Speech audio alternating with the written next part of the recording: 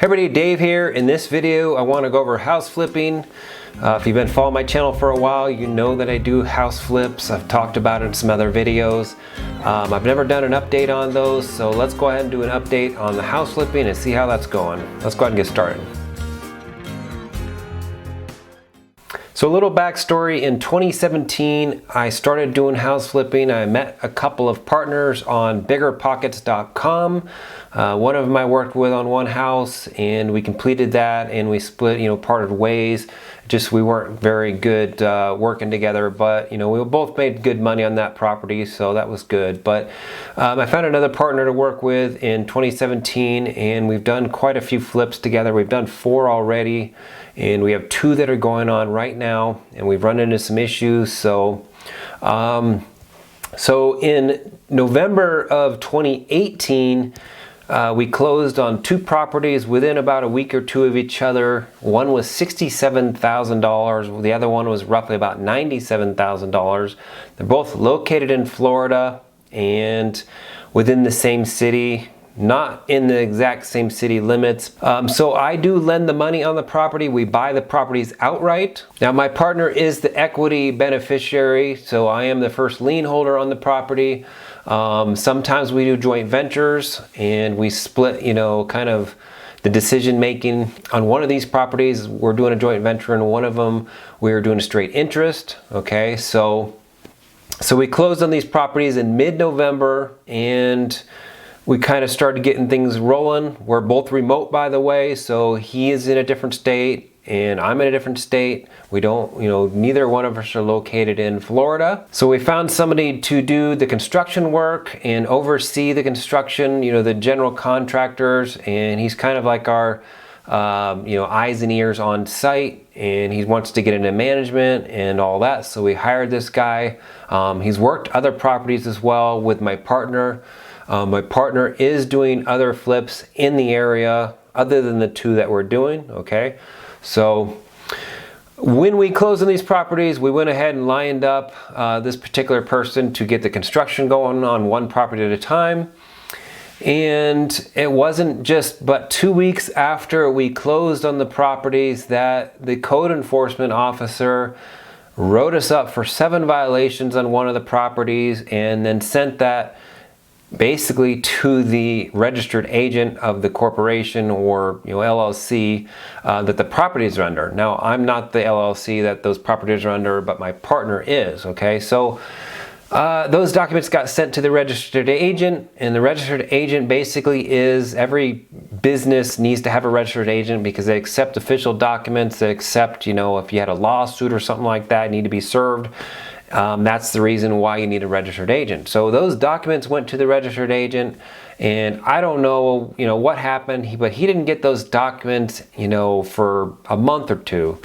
And at that point, we started to rack up fines in the middle of February, $250 per day, okay? So, I think I caught wind of this maybe in April-ish time frame. I just did a search. Every once in a while I do a search in the public documents to see, to make sure everything got registered or documented correctly. And I was just making sure that these got put in there. And then I noticed that there was some documents from the city talking about, that there's some violations and all that. And then that's when I got a hold of him. And he's like, yeah, I heard about this. And, I let the person on site know, and we've taken care of a lot of this stuff. And he didn't really think it was very serious, and neither really did I. So long story short, it does take a while to get these violations corrected because there's just a bunch of them, different types of skill set was required. So we had to get different people in there to fix some of these. So by the time you get people in there to fix some of these, meanwhile, you're racking up $250 per day, all right? And they also put a lien on the property at the same time. So at this point, we are lining up contractors to fix these specific things. Some of them were easy, some of them weren't. And once you get that all taken care of, and then you have to schedule somebody to come out and basically do the inspection that you even fix these things, all right? So that takes time as well. It could take 2 or 3, even up to a month probably, right? Because the city's slow sometimes. Meanwhile, you're racking up that $250 per day. So we finally got the inspector to come out and made sure that everything was fixed, and then we have to schedule the court hearing, to go back and basically say, okay, this is all fixed now, it's been inspected, and, go ahead and stop the fines and, remove the lien, right? So they only meet one time a month for that. So if you missed it by one day, you're going to have to wait a month, and meanwhile, you're racking up the $200 per day. So we finally got our date, and we went to court, and they moved the goalpost on us. All right, so the same person just really had it out for us. I don't know what the issue is, but they really just, not only did they like their job, but they really like to inflict pain on people. So they moved the goalpost on us and basically said, yeah, you fixed all this stuff, but you didn't fix it right. You need to put a drain in there, which was never on the original requirements list. So they came up with a new thing we needed to fix. So there we had to find somebody, to hire to do that, and that takes, a week or two. They come in and then they fix it, and then you need to schedule the inspection, and that takes a week or two, right? And then if you just miss the date just perfectly, then you have to wait a whole nother month to get it signed off by the city. So that's what happened. Basically, another, 6 months total went by, and we finally went to court and said, okay, everything's fixed. And they agreed everything was fixed, but at this point it's already been 6 months. So basically they said we owe over $43,000 in fines. All right. So how many people have $43,000 just laying around to say for fines, right? Just, oh yeah, 43,000, no problem. Here it is, And they gave us 30 days to pay that. So if we don't pay it, they're going to rack up more fines, or they're going to abatement or something like that, right? So we kind of got a lawyer involved, and meanwhile, they put cross liens on some of the other properties that my partner is flipping, okay, not necessarily the other property that him and I are working on, but at the same time, that property got broken into during all this, okay, so there was quite a bit of damage to that property, about $10,000 to $15,000 worth of damage to that property, broken windows, all the cabinets ripped off the wall, holes in the walls, broken doors, and AC unit was trashed, and so we got a police report done and got the insurance involved, and we did get reimbursed most of it, but we still had to eat some of that. But we did not want to finish that property, even work on that property, because we had no idea what was going to happen with the other property, if they're going to put a cross lien on this other one.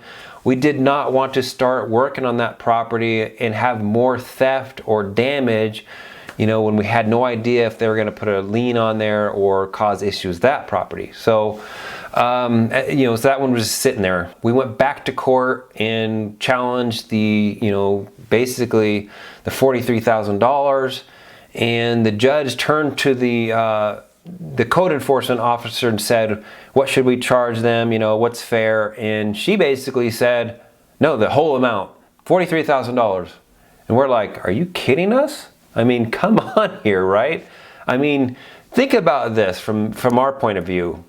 We're coming into your city, buying up property that is crap. Basically, it's the worst in the neighborhood. It's junk. Nobody's even going to live there, and you're going to basically, tie us up for months, and we're trying to fix your property. You're trying to fix your city up, right? You're going to tie us up for months in court and over violations, and tie us up for $43,000. And are you kidding us? I mean, why don't you work with us here? We're coming into your city, making things better, trying to bring in new tenants and new property owners to your city, betters your city overall, and yet you're going to tie us up over a bunch of fines. I just can't believe that they even would do that, So we did go back to court, and we did get the fines lowered down to $8,600. Now, granted, that is better than $43,000, but $8,600 is still a lot of money in my opinion. I talked to my partner about it. We talked to a lawyer about it. the quickest way out of this is to pay the fine and then try to fight it on the back end. Now luckily in this property there is enough money to eat the $8,600, so but still $8,600 is $8,600. Now granted, how many people have $8,600 laying around just to throw at fines, all right, let alone $43,000, okay? So we did pay it. We finally got the this whole thing resolved. The liens got removed finally, and we resumed in construction on this particular house because we basically stopped doing construction because of the liens and the whole court issue. We didn't want to risk having theft and damage and all that, so we stopped. So here it is, November of 2019. All right, so a year later, and here we're starting construction again, and we're probably going to go ahead and list this property in January, February. So the other property is on hold right now. There was some more damage done to that property. We're going to get the insurance involved again on that property. But we don't want to start construction on that property until the other one is done and listed. So basically, November, December timeframe is kind of a bad time to sell a house because of the holidays and all that. So we will wait probably until January or February to start construction on that house and pray that we don't have any more break-ins or squatters or any issues like that. Long story short, and I've said that many times on this, the lessons learned here is, make sure that you check those documents at your registered agent for your corporation or LLC or whatever structure entity you have opened. And so some of this falls on our responsibility on our side for just dropping the ball a little bit. But at the same time, the city really took advantage, and to me this seems like extortion in a way. And I'm not going to name the city in Florida, but it seems like extortion in a way, because how many people have this type of money just laying around, right? So I feel bad if people do get caught up in this, and this person really had it out for us. I don't know what the issue was, but lesson learned here: check your registered mail, or registered agent mail, I should say. Make sure you're on top of these violations ASAP. Now we had some violations on the other property, and that person was very accommodating, very willing to work with us. They just wanted to make sure that they were in contact with somebody, like, hey, we're here, we're doing this is what's going on. We're going to take care of these violations. We're flipping this property, just give us a little bit of leeway and we'll get this taken care of. Now the other person didn't care. They just wanted to go by the book and just make everybody's life a living hell. And eventually, sometimes you run into those types of people once in a while. So the other lesson learned is don't do business in this particular county or city. And I will never do business in this county or city ever again. I will never buy a house in that city or county ever again. So I'm not going to tell you which county it is, but anyways, you get the picture. I hope you learned something from this video.